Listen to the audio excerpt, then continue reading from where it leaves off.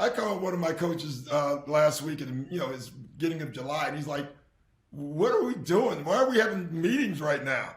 It's because I can't golf, so I got to get the basketball part in. So now I'm pushing things the opposite way. But that's what I'm doing, and you never are away from it when you're a coach. I will say that. Having said that, you do learn how to unwind, and this is the time to do it. When you're watching film right now, what are the things you're replaying back from last season with the 76ers?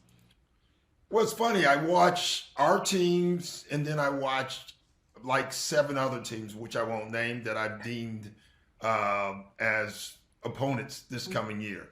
And you try to watch like all the playoff games of your team, all the playoff games of the other teams, and then you have some thoughts like you want to do some things different defensively and offensively, and so you try to get some ideas on.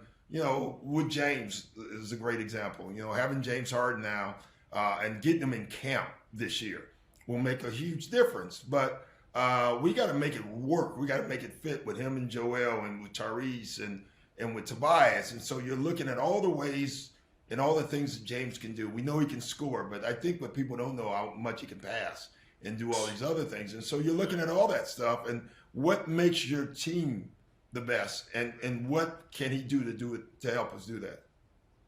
I tell you what, Doc, I've been impressed. I know you spoke about James Harden, but Tyrese Maxey, I reached out to him through different channels just to let him know how proud and impressed of his game and how he was able to just stay the course through all of the bumpy times with the Ben Simmons things or whatever, and taking advantage of an opportunity that was in front of him and not let go of the ropes and never look back. That's just a prime example of a young guy understanding time and opportunity, and he didn't look back. And I thought he was one of the more consistent guys on your squad. But how impressed have you been prior to this successful year? The work he's put in, and I see him now on social media putting the work in to have to reach another level. So how impressed have you been with his maturity in his game?